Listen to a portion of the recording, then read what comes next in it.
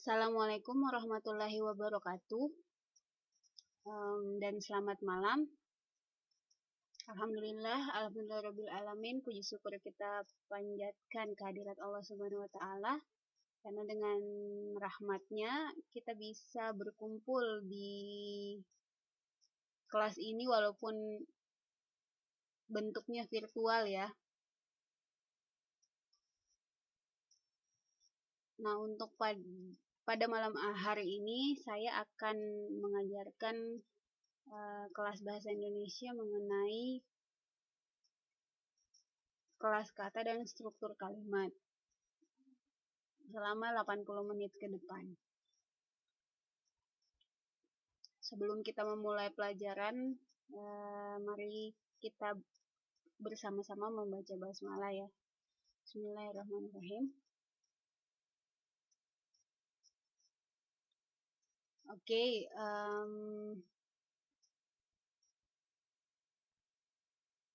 yang baru hadir selamat bergabung ya. Oke, pekan lalu itu kita membahas mengenai kata dasar, terus diubah menjadi kata kerja dan kata nomina ya, atau kata benda. Nah, malam ini kita mencoba untuk mendalami itu gitu, mendalami kata itu terdiri dari kata apa saja sih, macam-macam kata itu ternyata ada kelas-kelasnya. Malam ini insya Allah kita akan membahas mengenai itu.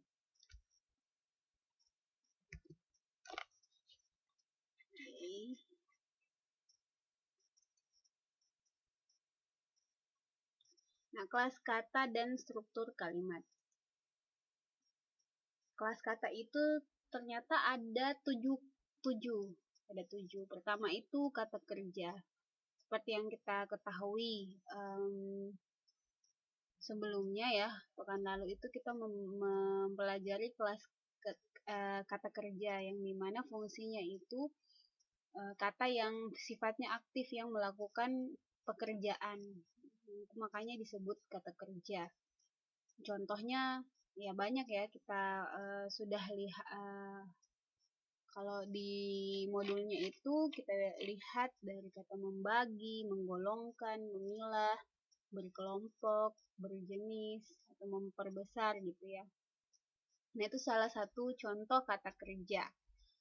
Kemudian kata benda pun ini sudah kita pelajari. Kata benda atau kata nomina adalah kata yang sifatnya ya berfungsi sebagai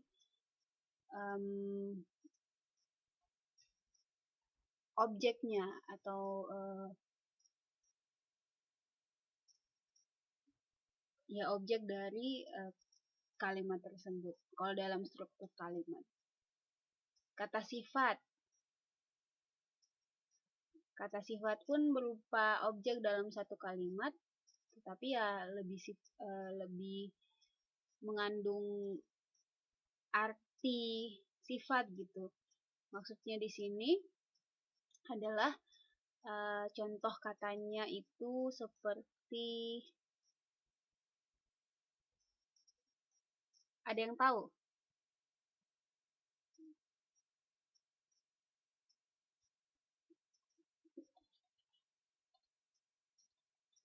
Contoh kata sifat.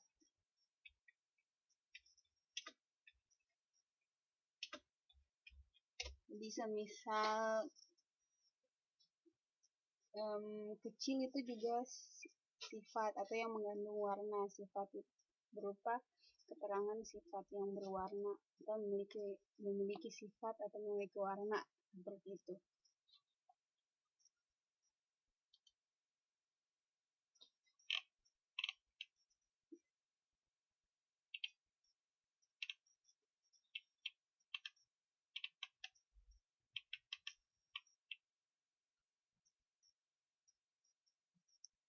Contoh yang lain adalah cantik atau cerdas.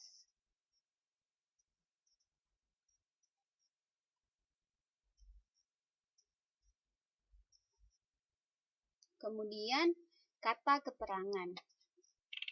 Nah, kata keterangan atau adverbia adalah kata yang memberi keterangan pada kata kerja atau kata sifat.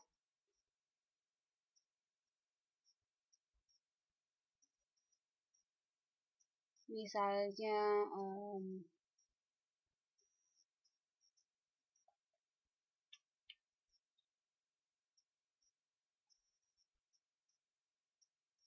hanya atau lebih atau agak gitu ya.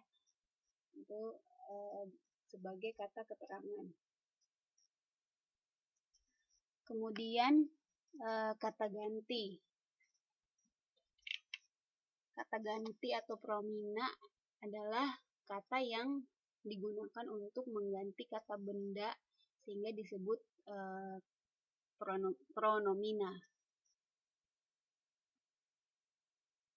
Biasanya ini kata ganti atau pronomina ini mengacu kepada orang lain, seperti misalnya subjeknya nih, aku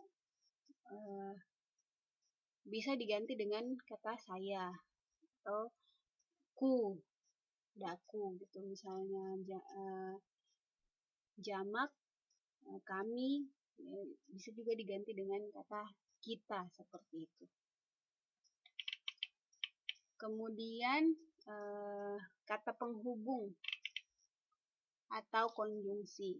Nah, fungsi dari kata konjungsi ini adalah menghubungkan bagian-bagian kalimat atau kalimat satu dengan kalimat yang lain. Misal kata dan, sehingga, agar, itu salah satu contoh dari kata penghubung atau konjungsi. Kemudian kata depan atau preposisi. Nah, kata ini biasanya terletak di depan, namanya kata depan ya. Biasanya itu membentuk frasa atau kelompok kata.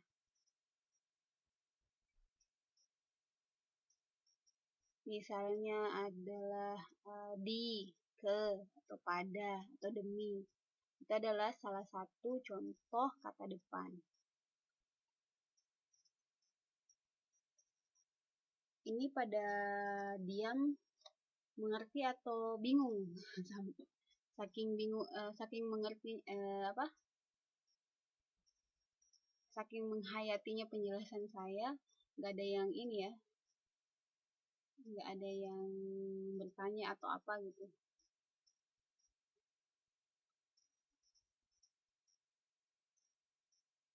Lumayan bingung, iya. Jangan ini ya, jangan menganggap ini complicated atau membingungkan.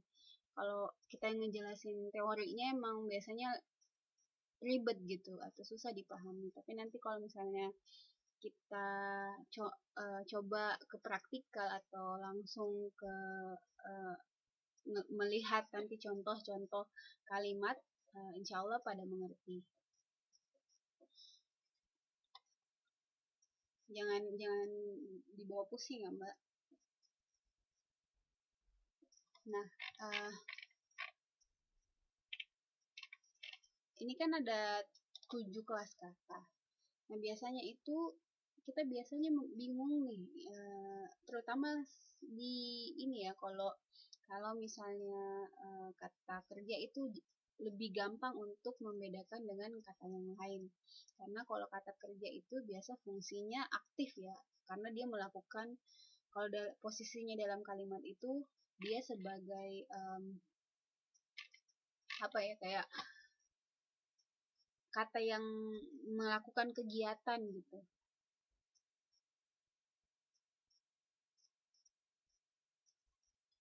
Jadi gampang untuk mengidentifikasinya. Yang biasanya susah itu membedakan kata benda dengan berapa nih, 1, 2, 3, 4 kata jenis kata lain. Soalnya ya biasanya posisinya ya sama aja ini kata benda, tapi ternyata ada lagi pembagiannya gitu. Halo? Oh, suara saya kecil. Sekarang gimana? Halo?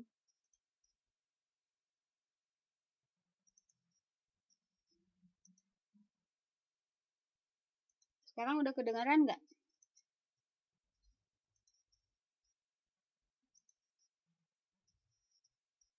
Oke ya. Nah itu ya. Contoh deh, kalau sebenarnya kalau kita mau membedakan mengetahui ini kata kerja, kata benda, kata sifat, kata keterangan, kata ganti, kata penghubung, atau kata depan ya. Pertama, nah untuk kata kerja ya, pertama-tama untuk kata kerja. Kata kerja itu biasa untuk mengetahuinya kita bubuhkan kata tidak di depan kata tersebut. Misalnya, salah satu contoh,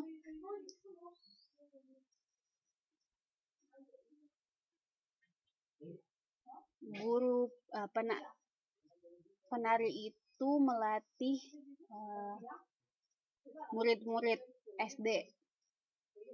Penari melatih murid-murid SD. Nah, ketika misalnya kita bubuhi melatih itu ininya ya, kata predikatnya atau verbnya ya.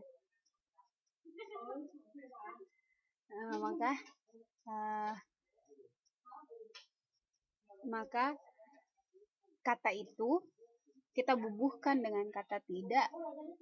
Kalau terus kita ulang kalimat kita, apakah masih sesuai atau enggak, berarti itu bisa dikategorikan sebagai kata kerja. Kita ulang ya.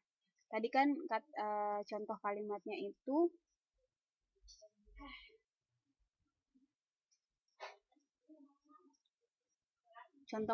itu penari melatih murid-murid SD. Ketika kita tambahi atau bubuhi dengan kata tidak di depan atau di awal kata melatih, maka penari tidak melatih murid-murid SD. Masih bisa diterima ya, berarti itu ciri-cirinya kata verba atau kata kerja.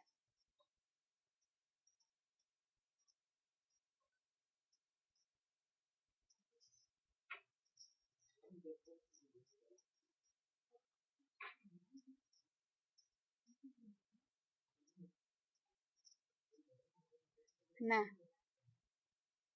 ternyata kata verba itu ada lagi nih macam-macamnya. Berdasarkan bentuk katanya, verba dapat dibedakan menjadi 4 jenis. Ada namanya verba dasar yang tidak perlu imbuhan. Misalnya apa? Pergi, salah satunya. Ada yang bisa mencontohkan lagi? Jadi kata kerjanya itu berasal dari katanya itu sendiri gitu. Walaupun tidak dibubuhi dengan kata me atau ada imbuhan atau ada imbuhan awalan, itu bisa berarti melakukan kegiatan. Makan, ya benar. Bisa makan. Kalau lagi itu bukan kata kerja ya.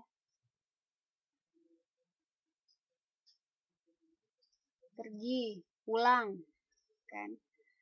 Duduk, berdiri, hadir. Belajar itu dari kata ajar. Nulis itu bahasa nggak baku ya. Tulis, artinya tulis. Nulis itu dari kata tulis. Kata dasarnya tulis. Jadi itu salah satunya tadi, makan juga bisa, pergi, hadir, duduk.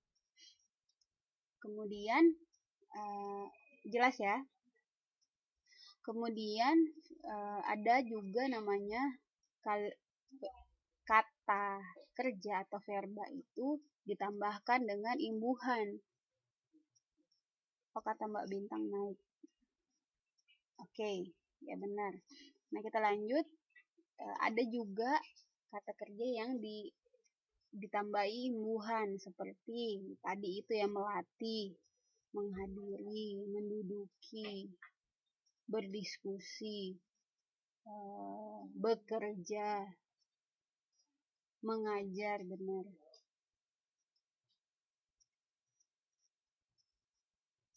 Tidur masuk dalam kata kerja.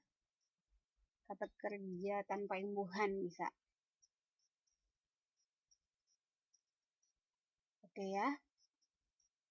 Nah, kemudian ada lagi jenis kata kerja nih, namanya verba menduplikasi.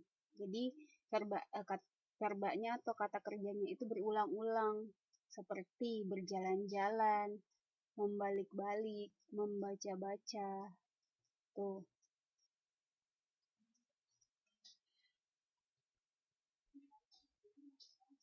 Menari-nari. Benar sekali. Berlari-lari.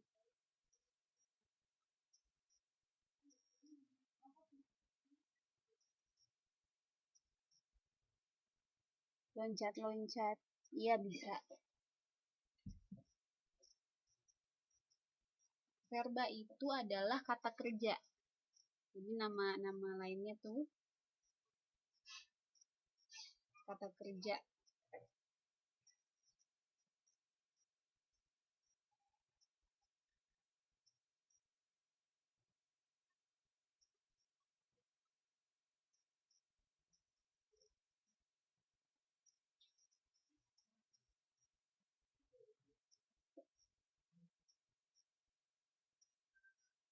Oh, yang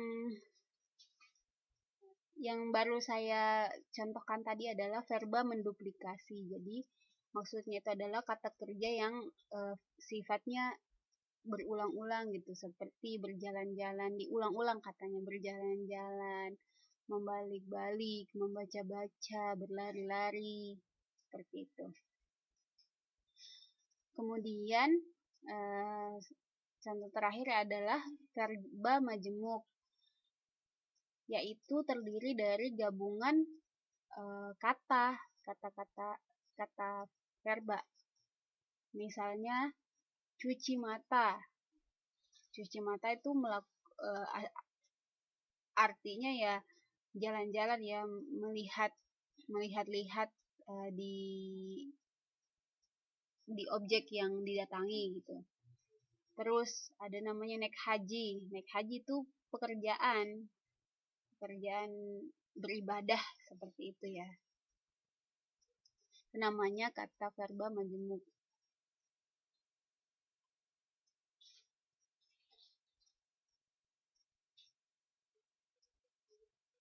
Naik gunung, ya benar. Cari angin kata Channel. Terus masuk angin juga ya Mbak. Karena cari angin jadinya masuk angin. Verba itu jenisnya berdasarkan bentuk katanya ada 4. Pertama verba dasar, kemudian verba yang ada ditambahkan dengan imbuhan, kemudian verba menduplikasi, dan verba menjemuk. Gitu Mbak Mutia. Terus ada juga nih jenis-jenis verba jika dilihat dari posisinya dalam kalimat. Ada namanya verba transitif dan intransitif. Verba transitif itu adalah verba yang memerlukan objek. Nah, kalau misalnya kita membedah struktur kalimat bakalan ngeh, oh yang objek itu namanya ini, yang verba atau predikat itu namanya ini gitu ya. Dasar ditambah imbuhan menjemuk dan berulang menduplikasi, namanya verba menduplikasi.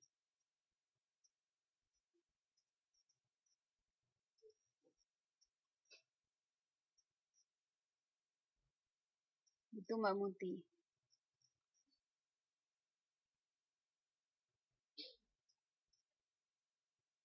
Kemudian ada namanya verba yang ketika ditaruh dalam kalimat itu ada posisinya tersendiri.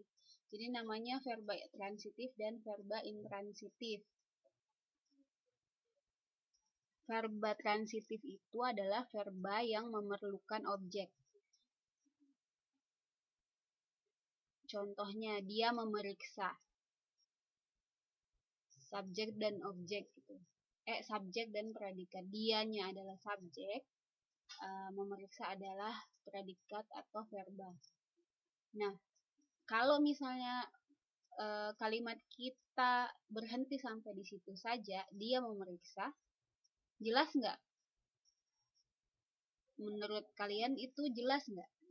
Saya contohkan ya ininya. Saya tulis contohnya.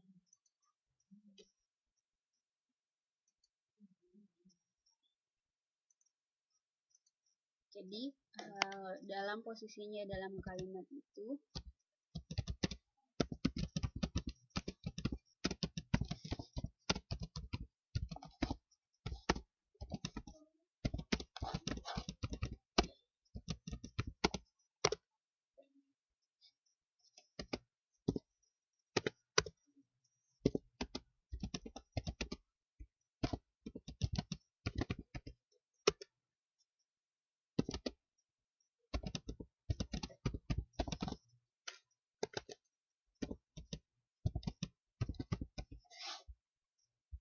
ada namanya verba transitif. Sesuai dengan apa yang tadi saya bilang ya, verba transitif itu adalah verba yang memerlukan objek.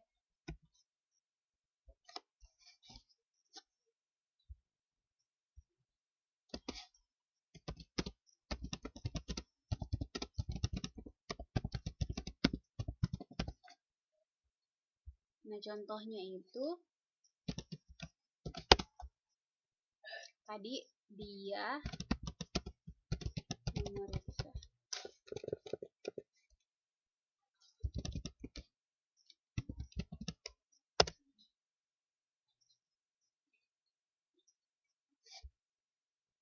Kita lihat ya.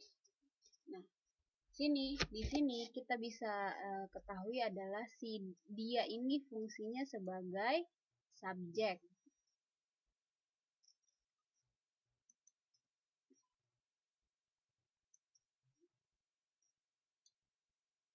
Adalah subjek dan memeriksa adalah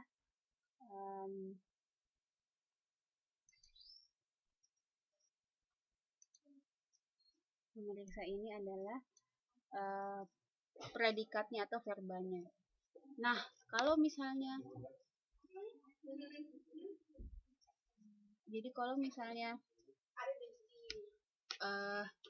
verbanya, maksud saya kalimatnya hanya dia memeriksa, jelas nggak menurut teman-teman? Mereka menulis, jelas nggak?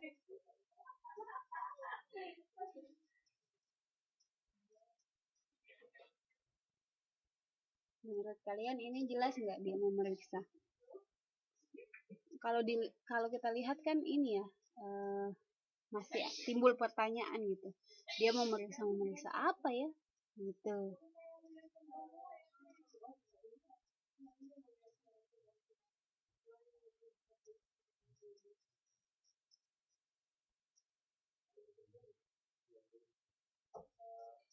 Halo? Ya, kata Mbak Enas belum lengkap.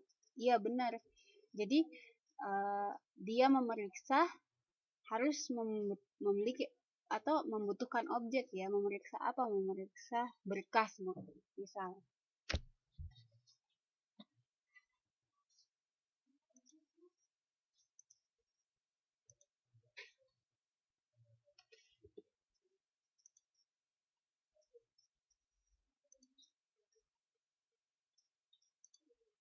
Memeriksa berkas. Nah, ketika kita sudah menambahkan objek pada kalimat ini, maka ini bisa dikategorikan sebagai kalimat yang lengkap. Nah, memeriksa di sini adalah verba yang tidak bisa berdiri sendiri, membutuhkan objek untuk menjelaskan kejadian kata verbanya itu gitu.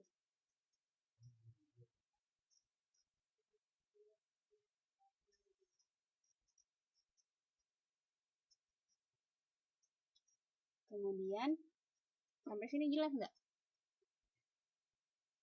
Saya makan. Contohnya Mbak Nas ini saya makan masuk ke verba intransitif. Jadi bisa jadi saya makan, oh iya jelas, sudah jelas gitu, bisa berdiri sendiri, nggak memerlukan kata tambahan untuk menjelaskan maksud dari kalimat itu.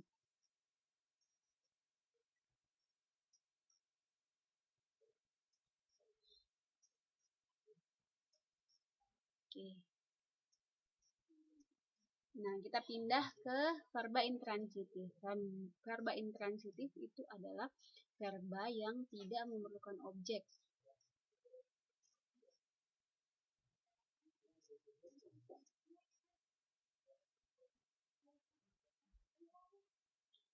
Kebalikan dari verba transitif ya. Jadi intransitif itu tidak memerlukan objek.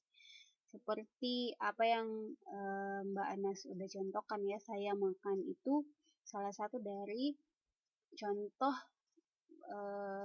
posisi dari verba intransitif itu. Ketika misalnya kita tulis saya makan, ya itu sudah bisa diakui sebagai kalimat yang utuh gitu, dan kita tidak membutuhkan lagi kata untuk menjelaskan apa-apa. Nah, ketika misalnya Mbak siapa ya tadi yang es krim gitu, ada tambahan es krim. Nah, es krim di situ bukan fungsinya adalah nanti sebagai keterangan saja gitu. Makan apa? Makan es krim seperti itu. Oke. Sampai sini ada pertanyaan?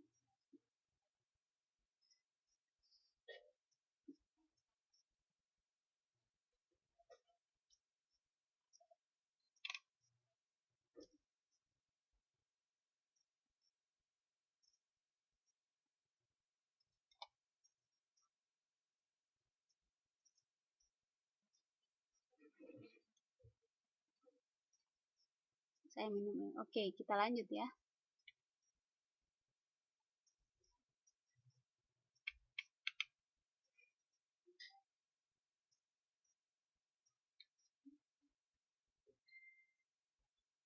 Kata verba ada berapa macam? Yaitu tadi, kalau dilihat dari struktur katanya ada 4 macam. Membedakan kata itu sendiri, kata kerja itu sendiri, terus kata kerja yang berimbuhan, kemudian kata majemuk, dan kata yang berulang-ulang. Yang tidak memerlukan objek itu contohnya seperti yang Mbak Anas kasih contoh ya, tadi saya makan.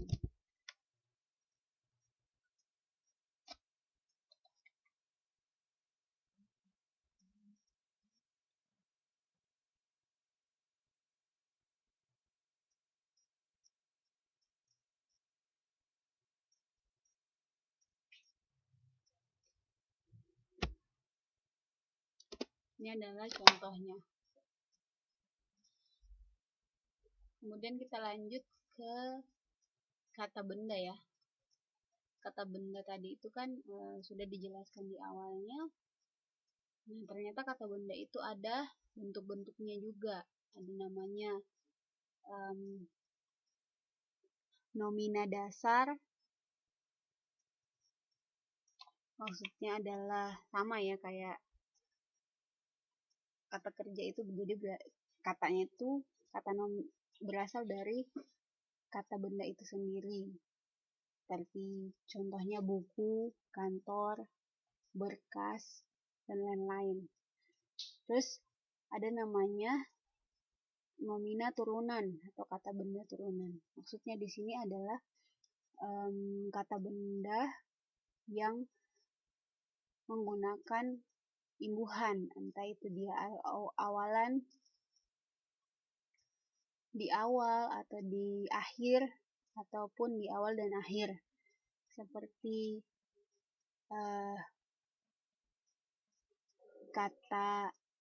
kata benda itu kan kata kerjanya adalah kasih. Nah, ketika kita tambahkan dengan awalan ke, maka berubah posisinya menjadi kekasih, tapi tetap sebagai kata benda.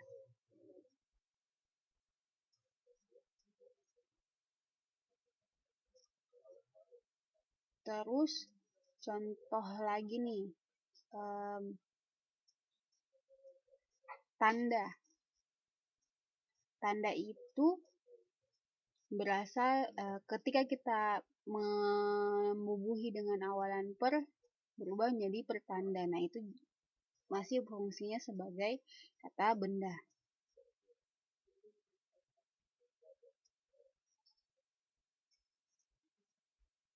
Pergi, kepergian, benar Mbak Dewi. Oke, Mbak Maya ini nanya contoh apa ya?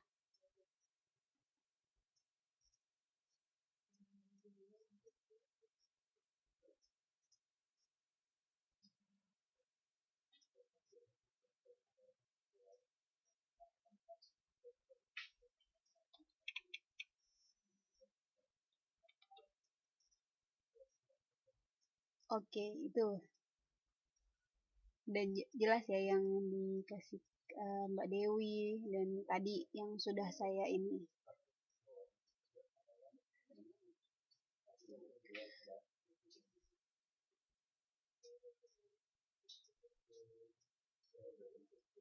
Ada lagi nih pembagian dari kata nomina atau kata benda. Ada namanya berdasarkan kategorinya.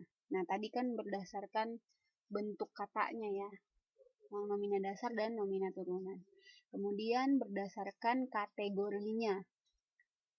Nominanya itu dibedakan menjadi nomina bernyawa dan tak bernyawa. Nomina bernyawa itu sendiri ya kita bisa tahu ya, manusia, kucing, hewan, tumbuhan. Dan tak bernyawa itu ya benda mati seperti berkas tadi, kunci, sepeda, seperti itu. Kemudian pembagian nomina lainnya yaitu nomina terbilang dan tak terbilang. Maksudnya contoh dari nomina terbilang itu adalah yang bisa dihitung. Kayak 4 buku, 10 lembar kertas, 5 buah pensil. Nah, kalau yang tak terbilang itu yang tidak bisa terhitung, dan nggak bisa air, udara, awan, tinta, seperti itu.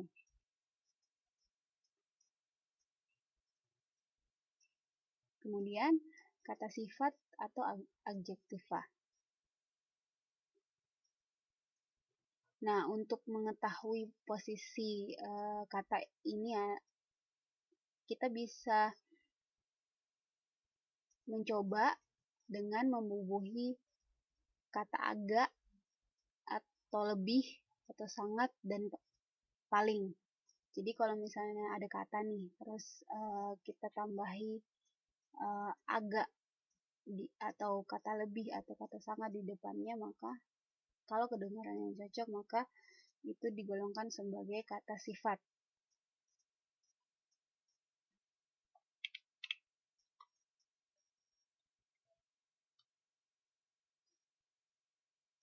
Nah, ada juga nih bagian-bagiannya kata sifat. Berdasarkan bentuknya, bentuk katanya itu ada adjektiva dasar. Yang tadi ya, cantik, cerdas, disiplin. Itu kata-kata yang menggambarkan, yang dipakai untuk menggambarkan sifat seseorang.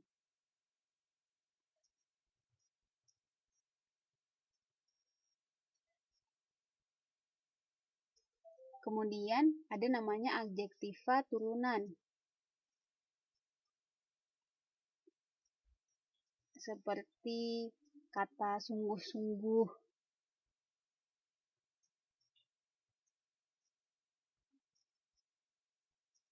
agak cantik ya, agak sensitif ya, bener ya.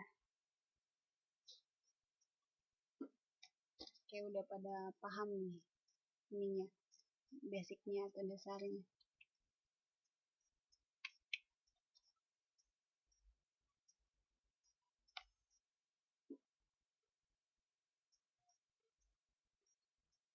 Nah, ada namanya juga adjektiva paduan, yaitu adjektiva atau kata sifat yang tidak saling menerangkan. Jadi ini adalah perpaduan dari kata, lebih dari satu kata yang membentuk kata sifat. Contoh dari adjektiva paduan koordinatif itu adalah seperti panjang tangan, murah hati, apalagi kata sifat itu dibagi pertama berdasarkan bentuknya, yaitu bentuk dasar dan adjektiva dasar dan adjektiva turunan. Kemudian berdasarkan paduannya, yaitu paduan koordinatif yang baru saya jelaskan tadi ya. Jadi dia itu sifatnya, katanya itu tidak saling menerangkan, seperti panjang tangan, terus murah hati, ulas asih, ya bisa rendah hati. Oke. Terus ada namanya adjektiva subordinatif. Maksudnya di situ adalah salah satu katanya nih, paduan katanya itu menerangkan kata yang lainnya, seperti cantik jelita,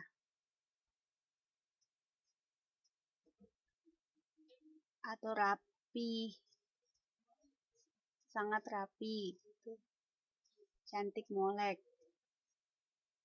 harum mewangi, buruk rupa, ya benar.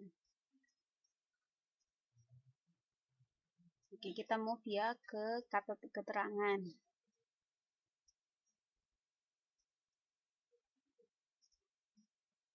Nah, kata keterangan itu atau adverbia ada juga jenis-jenisnya. Pertama itu dari segi bentuknya terdiri dari adverbia yang memiliki bentuk tunggal atau namanya monomorfemis. Maksudnya adalah yaitu sifatnya berdiri sendiri, namanya hanya, contohnya itu hanya, lebih, agak, atau akan. Itu adalah kata keterangan. Yang bentuk jamaknya atau yang dikenal sebagai polimorfemis adalah belum tentu, contohnya ya, belum tentu, jarang-jarang, atau benar-benar. Seperti itu. Mula-mula.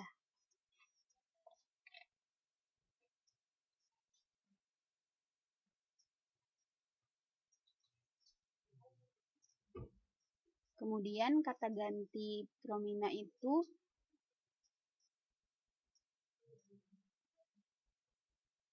ada 3 macam. Pertama, promina persona, yang maksudnya adalah promina yang mengacu kepada orang lain. Seperti misalnya ya tadi ya, aku, saya, jamaknya itu kami, kita, dan sebagainya. Ada namanya jenis lain yang ada, yaitu promina penunjuk. Ada namanya promina penunjuk umum, maksudnya ini, itu, terus atau promina penunjuk tempat, atau di sana, situ, di sini. Oke.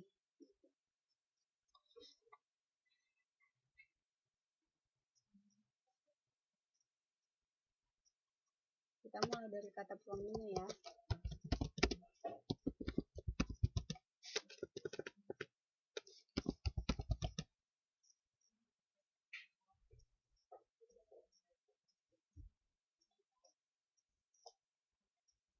Jadi jenis kata promina itu tadi terdiri dari pertama promina persona. maksudnya yang mengacu kepada orang lain.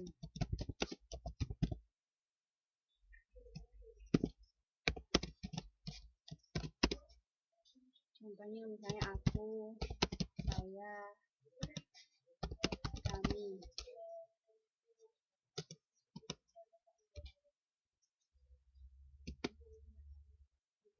Terus ada namanya promina penunjuk.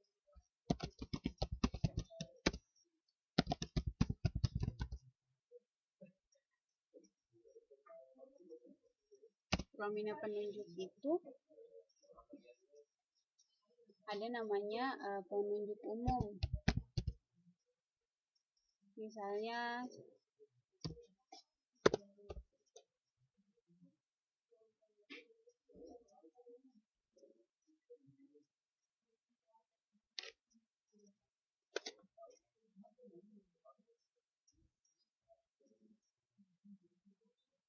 oke, ini nggak jelas ya yang di layar ini.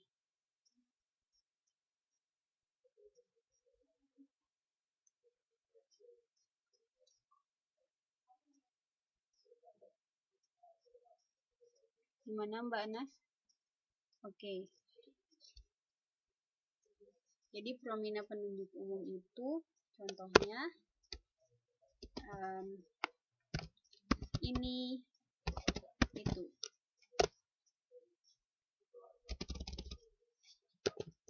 Promina penunjuk tempat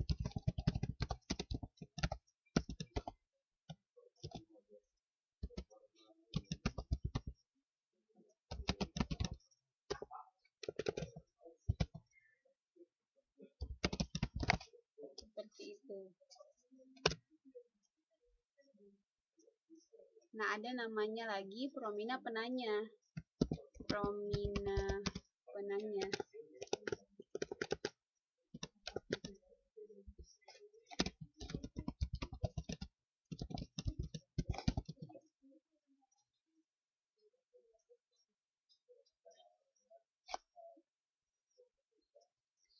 Promina penanyanya itu ada lagi macam-macamnya. Pertama, menanyakan orang.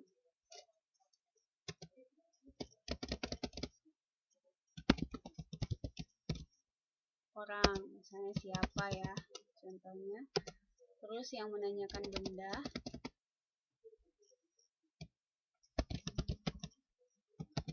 Apa.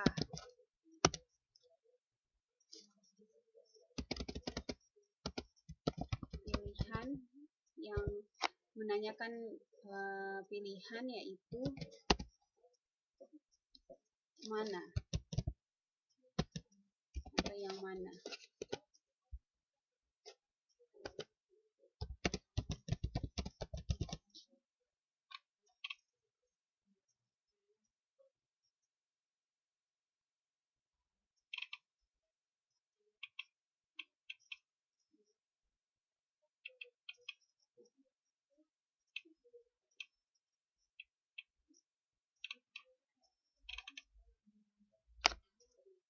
Oke, nah kalau itu tadi adalah promina ya. Kalau kata selanjutnya yaitu kata penghubung atau konjungsi. Nah, nanti kita bahas sendiri tentang konjungsi itu. Konjungsi juga ada beberapa macam. Salah satunya ya contoh deh. Contoh konjungsi yang tadi yang sudah saya jelaskan ya. Agar, hingga, sedangkan, tetapi, serta. Ada sebenarnya macam-macamnya yang nanti bakalan kita bahas pembagian-pembagiannya.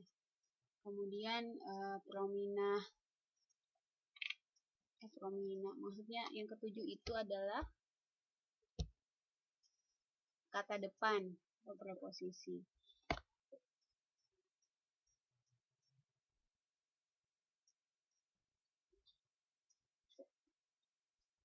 Preposisi ya itu tadi ya, hanya kayak di, ke, atau gabungan dari di dan kan, pe dan kan, gitu. Kita move. Yang tadi sudah dicatat, teman-teman?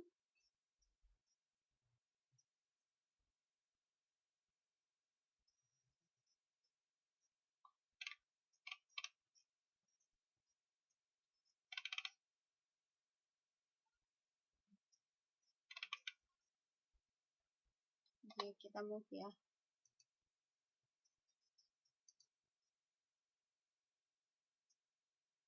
Nah, di sini kita bisa lebih tahu nih, belum selesai.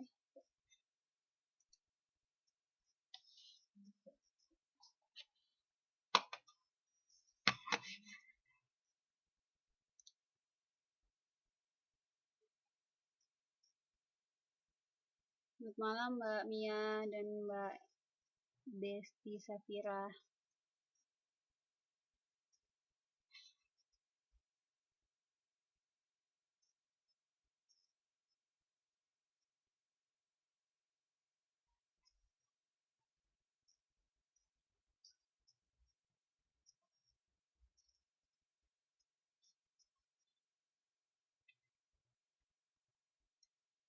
Malam ini hampir lengkap ya personilnya ya.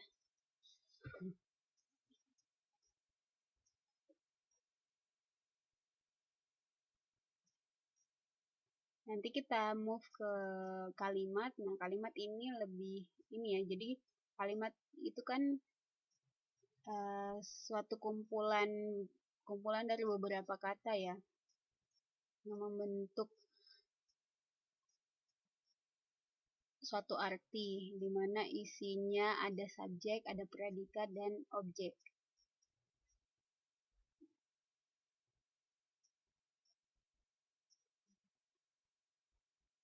Tadi Mbak Atun udah selesai? Kita lanjut ke kalimat ya.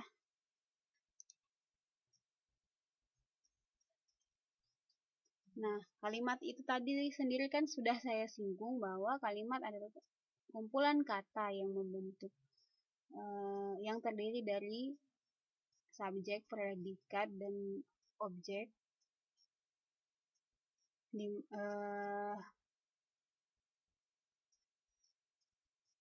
Jadi di sana tuh terdapat beberapa kata. Dalam kalimat terdapat beberapa kata. Nah, di dalam kalimat itu terbagi lagi, ada namanya kalimat simpleks dan kalimat kompleks. Apa itu kalimat simpleks? Kalimat yang terdiri dari struktur dengan satu verba utama. Jadi polanya itu biasanya hanya subjek, predikat, dan objek, atau subjek, predikat, objek, dan keterangan, atau lagi subjek dan predikat. Jadi yang simple aja gitu.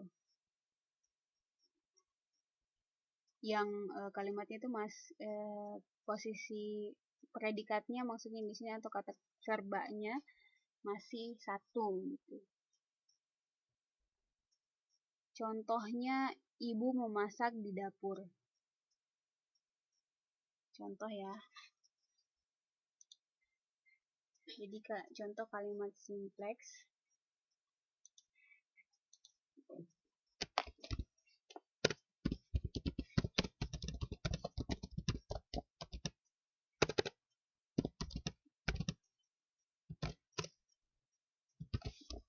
Ibu memasak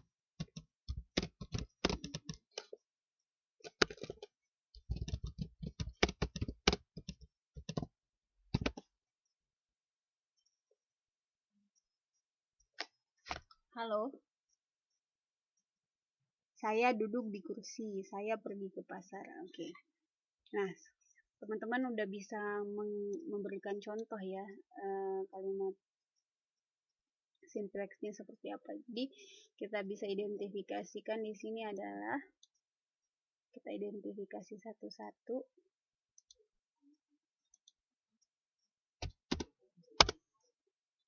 Jadi ibu itu ini adalah subjeknya. Kemudian memasak adalah predikat atau verba atau kata kerja.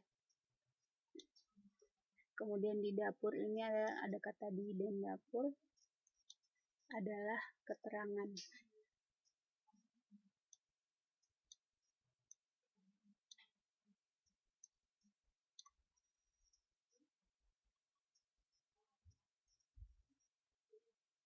Ada yang ngasih contoh nih.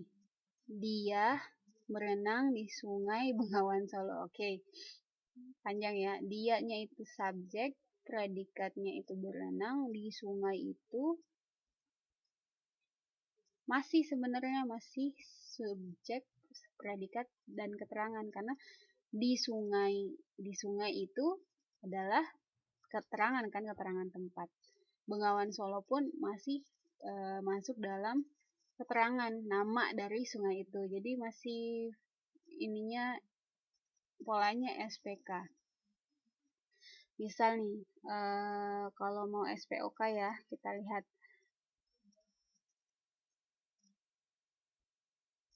Ya, nggak apa-apa Mbak Dewi. Hampir benar. Kita lihat lagi. Yang apa?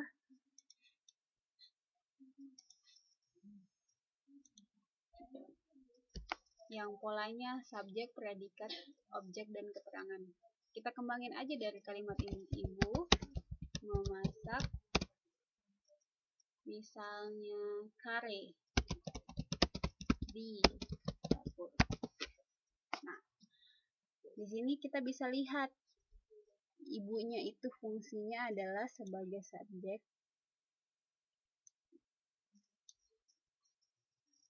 jelas ya, sama tadi, memasaknya predikat, di dapur tetap bantuan keterangan. Kare itu adalah objeknya. Apa yang dimasak? Biasanya kan kalau kita mau menandai ini kalimat ini, gimana sih dapat posisi objeknya? Kita nanya nih, kayak siapa yang memasak? Oh, ibu. Kalau pertanyaan kata siapa mengarah ke subjeknya. Terus apa yang dilakukan? Apa yang dilakukan ibu di dapur? Memasak. Oh, yang dilakukan berarti untuk mengetahui yang mana nih kata kerjanya. Oh, yaitu memasak. Kemudian kare itu adalah objeknya. Ditandai dengan apa yang dimasak ibu. Adalah kare gitu. Untuk mengetahui keterangan, mencari kata keterangannya yaitu di mana ya, dengan kata di mana ibu memasak, di dapur. Seperti itu ya. Saya beli roti di kantin, ayah sedang membaca koran. SPO itu. Mbak Mia. Berarti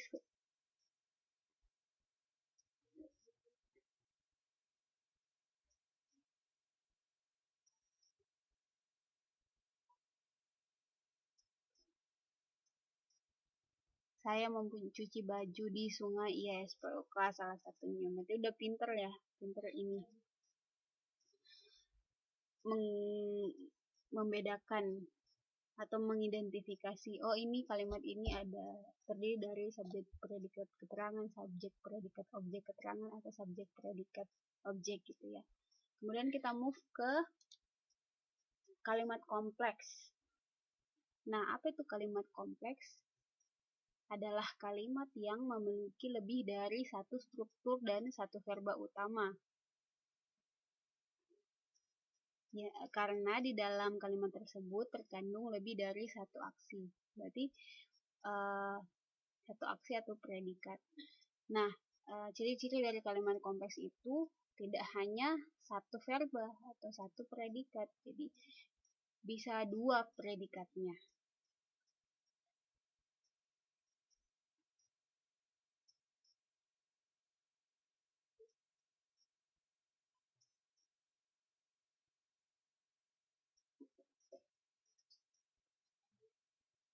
Bisa dua predikatnya ya. Contoh.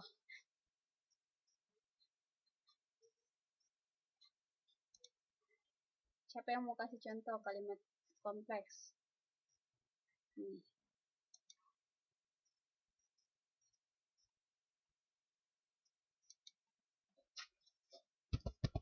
Ibu memasak di dapur.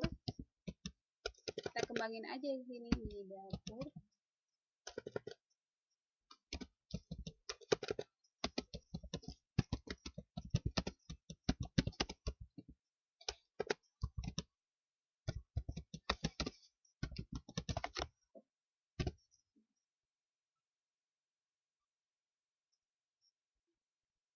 Tadi kan syarat kalimat kompleks adalah tidak lebih dari satu predikat. Berarti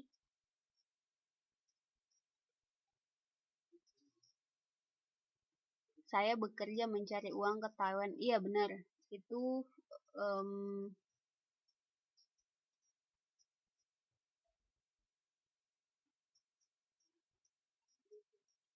bisa dikategorikan dari kalimat kompleks ya. Karena tadi ciri-cirinya adalah kalimat kompleks itu terdiri dari dua predikat. Saya bekerja mencari uang di Taiwan. Saya bekerja itu bekerja di situ adalah maaf, adalah verba atau predikat. Mencari pun adalah, mencari uang adalah predikat juga gitu. Nah, jadi ini bisa dikategorikan sebagai kalimat kompleks. Benar, Cik. Mbak Nila, iya benar. Saya membaca buku dan adik sedang bermain. Nah, terlihat perbedaannya ya. Kita coba contoh dari Mbak Nas.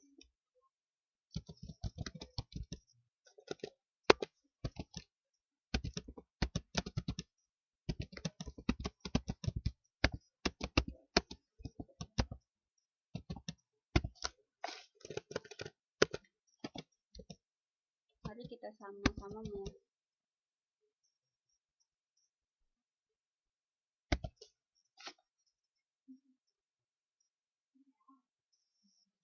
kita lihat perbedaan dari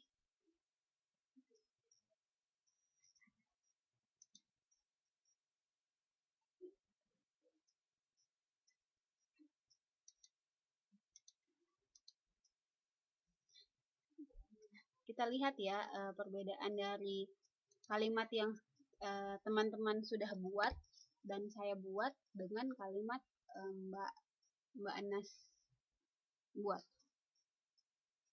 Kita telaah sama-sama. Nah, lihat ya, ibu memasak di dapur dan ayah membaca koran. Seperti juga teman-teman sudah buat ya.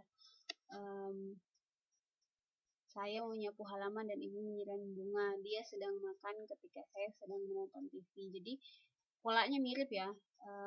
Ada subjek, ada dua subjek, ada dua predikat, dan ada keterangan.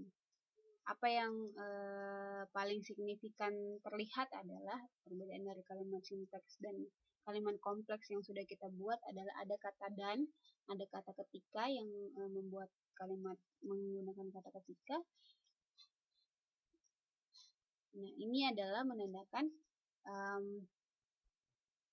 ini kalimat kompleks karena sebenarnya kalimat itu terdiri dari beberapa kalimat yang digabungkan seperti tadi.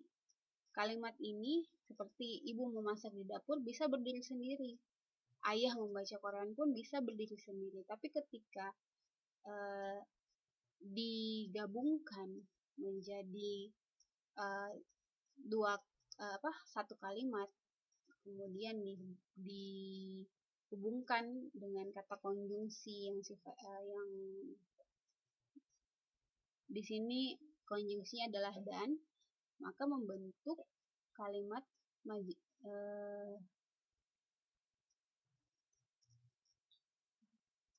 kalimat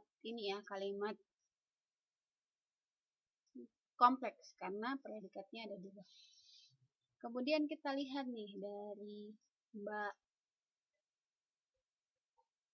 contoh dari Mbak Enas.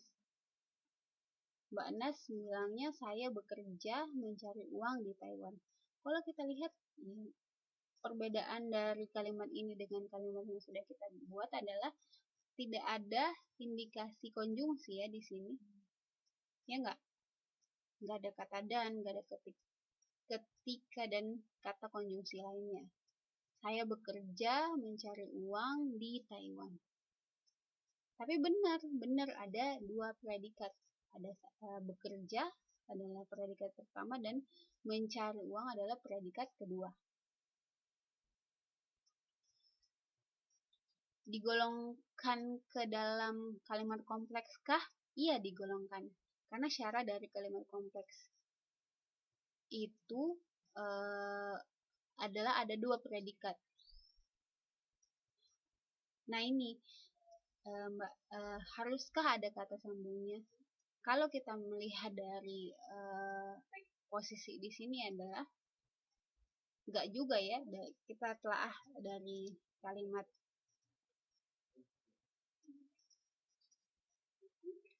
pengertiannya. Kalimat yang memiliki lebih dari satu struktur dan satu verba utama karena di dalam kalimat ini terkandung lebih dari satu aksi. Ada namanya satu verba utama dan ada verba yang lain untuk menjelaskan peristiwa atau keadaan. Apa yang sudah dicontohkan oleh Mbak Enas itu juga bisa digolongkan sebagai kalimat kompleks yang tidak memakai kata konjungsi. Sebenarnya di sini kita bisa pilah-pilah nih sebenarnya, pilah-pilah kalimat ini. Pertama, saya bekerja adalah satu kalimat. Kemudian saya mencari uang di Taiwan adalah kalimat kedua. Nah, ketika digabung, walaupun tidak memakai memakai konjungsi, bisa menjelaskan atau maksudnya penggabungannya itu bisa dikategorikan sebagai kalimat kompleks seperti itu. Kalau peristiwanya haruskah pakai dan? Maaf, kata sambung haruskah pakai dan? Kata sambung itu tidak mesti pakai kata dan, Mbak. Jadi mesti kata sambung itu ada macam-macamnya. Ada dan, ada ketika yang Mbak tadi sudah jelaskan ya, contohkan ya. Ada sedangkan dan sebagainya. Jadi ada kelas-kelas ini. Salah satu doang ini. Misalnya adik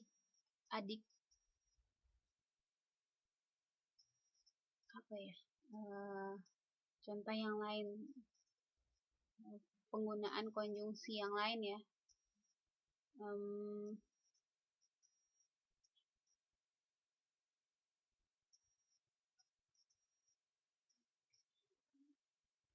Misal Siti tidak suka berolahraga, tetapi dia suka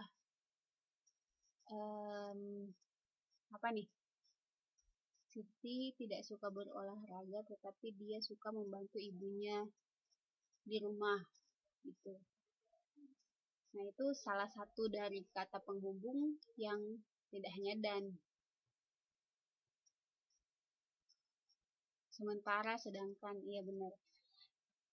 Jadi di sini kalimat kompleks juga, walaupun tidak ada kata ininya ya, saya highlight, kata konjungsinya itu bisa seperti apa yang dicontohkan Mbak Enas tadi. Saya bekerja mencari uang di Taiwan. Bekerjanya ini predikat pertama, mencari uang pun predikat kedua.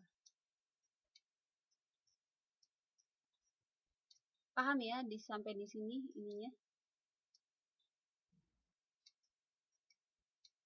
Perbedaan dari letak perbedaan dari kalimat yang pertama ini tadi dan kalimat yang kedua. Gimana teman-teman?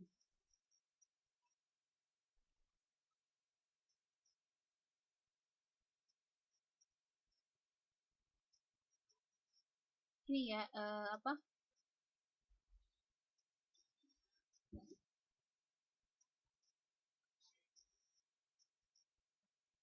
Jadi ini kita mencoba mengupas atau membedah struktur-struktur dari kalimat ini gitu.